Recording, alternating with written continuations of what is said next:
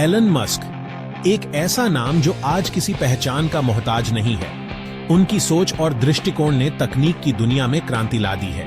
चाहे वह इलेक्ट्रिक कारों की बात हो या अंतरिक्ष में रॉकेट भेजने की, एलन मस्क ने हर क्षेत्र में अपनी छाप छोड़ी है। टेस्ला, स्पेसएक्स जैसी कंपनियों के बाद अब एलन मस्क एक नई तकनीक के साथ हमारे सामने है, न्यूरालिंक। ये कंपनी एक ऐसी तकनीक पर काम कर रही है जो भविष्य में इंसानी जीवन को पूरी तरह से बदल सकती है। न्यूरालिंक एक ऐसी कंपनी है जो इंसानी दिमाग और कंप्यूटर के बीच एक सीधा संबंध स्थापित करना चाहती है। यह तकनीक न केवल चिकित्सा के क्षेत्र में क्रांति ला सकती है, बल्कि यह हमारे सोचने और काम करने के तरीके को भी बदल सकती है। जी हां, आपने बिल्कुल सही सुना। एलन मस्क का सपना है कि एक दिन इंसान का दिमाग सीधे कंप्यूटर से जुड़ सके। यह विचार जितना अविश्वसनीय लगता है, उतना ही रोमांचक भी है।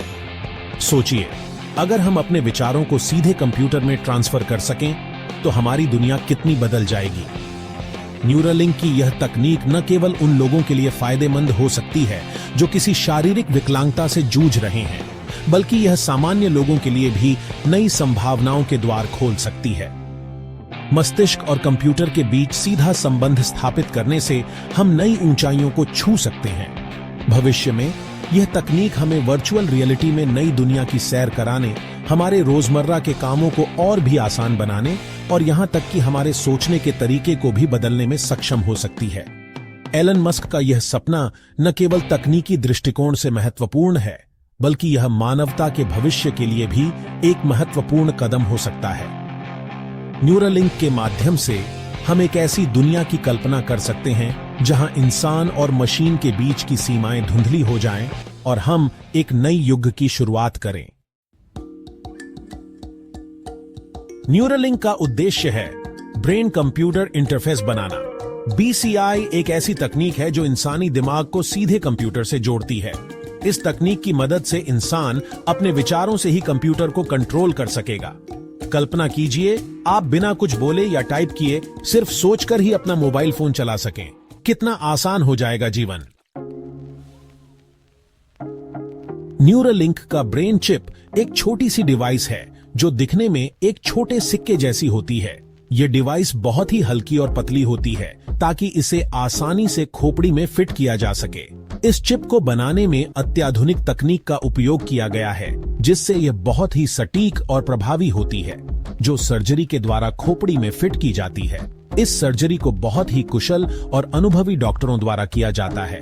सर्जरी के दौरान डॉक्टर खोपड़ी में एक छोटा सा छेद बनाते हैं और इस चिप को उसमें फिट करते हैं। यह प्रक्रिया बहुत ही नाजुक होती है और इसमें अत्यधिक सावधानी बरती जाती है।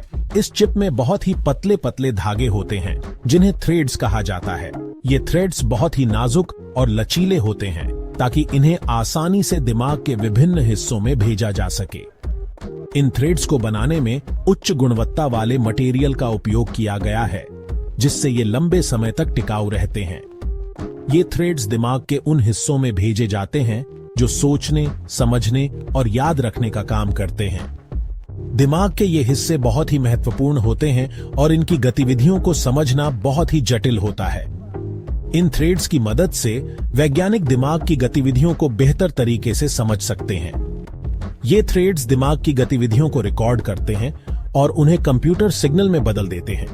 जब दिमाग में कोई गतिविधि होती है तो ये थ्रेड्स उसे पकड़ लेते हैं और उसे इलेक्ट्रिकल सिग्नल में बदल देते हैं। ये सिग्नल फिर कंप्यूटर में भेजे जाते हैं जहां उन्हें प्रोसेस किया जाता है। इस तरह कंप्यूटर हमारे दिमाग को समझने लगता है और हमारी सोच के अनुसार काम करने लगता है। यह तकनीक बहुत ही क्रांतिकारी है और इससे भविष्य में कई नई संभावनाएं खुल सकती हैं।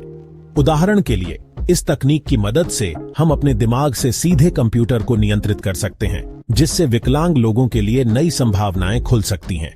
इसके अलावा इस तकनीक की मदद से हम दिमाग की बीमारियों का भी इलाज कर सकते हैं और दिमाग की गतिविधियों को बेहतर तरीके से समझ सकते हैं। न्यूरालिंक का ब्रेन चिप लकवाग्रस्त लोगों के लिए वरदान साबित हो सकता है। जो लोग चलने फिरने या अपने शरीर के अंगों को हिलाने में असमर्थ हैं, वे इस चिप की मदद से अपने दिमाग से ही व्हील चेयर, रोबोटिक आर्म या कंप्यूटर को कंट्रोल कर सकेंगे। इस तकनीक से लकवाग्रस्त लोग अपने जीवन को फिर से सामान्य बना सकेंगे और अपनी रोजमर्रा की जरूरतों को खुद पूरा कर सकेंगे। न्यूरालिंक का दावा है कि भविष्य में इस तकनीक से अंधेपन और बहरेपन का भी इलाज संभव हो सकेगा। चिप की मदद से आंखों या कानों से आने वाले सिग्नल को सीधे दिमाग तक पहुंचाया जा सकेगा। अगर ऐसा संभव हुआ तो यह चिकित्सा जगत में एक क्रांति होगी। ब्रेन चिप के खतरे, क्या हम सुरक्षित हैं? हालांकि न्यूरालिंक की तकनीक में कई संभावनाएं हैं, लेकिन इसके कुछ खतरे भी हैं। सबसे बड़ा खतरा है तकनीकी खराबी का। अगर चिप में कोई खराबी आती है तो इसका सीधा असर हमारे दिमाग पर पड़ सकता है। इसके अलावा सर्जरी के दौरान भी संक्रमण या अन्य जटिलताओं का खतरा रहता है। निजता का सवाल, क्या हमारा दिमाग भी हैक हो सकता है? न्यूरालिंक की तकनीक से हमारे दिमाग की जानकारी कंप्यूटर के हवाले हो जाएगी। ऐसे में यह सवाल उठता है कि क्या हमारी निजता सुरक्षित रहेगी? क्या कोई हमारी अनुमति के बिना हमारे दिमाग को हैक करके हमारी जानकारी चुरा सकता है? यह एक गंभीर सवाल है जिस पर विचार करना बहुत जरूरी है। ब्रेन चिप का भविष्य, क्या हम सुपर ह्यूमन बनेंगे? कुछ विशेषज्ञों का मानना है कि भविष्य में न्यूरालिंक जैसी तकनीक इंसान को सुपर ह्यूमन बना देगी। हमारे दिमाग की क्षमता कई गुना बढ़ जाएगी और हम वो सब कुछ कर सकेंगे जो आज असंभव लगता है। लेकिन क्या वाकई ऐसा होगा? क्या यह तकनीक इंसान के लिए वरदान साबित होगी या अभिशाप? यह तो वक्त ही बताएगा। सोचने की बात है कि हम तकनीक के इस युग में किस दिशा में जा रहे हैं। क्या हम तकनीक के गुलाम बनते जा रहे हैं?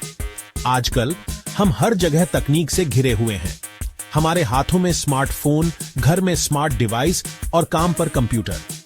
न्यूरालिंक जैसी तकनीक हमें एक ऐसे भविष्य की ओर ले जा रही है जहां इंसान और मशीन के बीच की रेखा धुंधली होती जा रही है।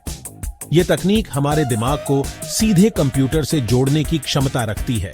सोचिए, अगर हम अपने विचारों को सीधे इंटरनेट पर अपलोड कर सकें तो क्या होगा? हमें यह सोचने की जरूरत है कि क्या वाकई हमें ऐसी तकनीक चाहिए जो हमारी जिंदगी को इतना बदल दे?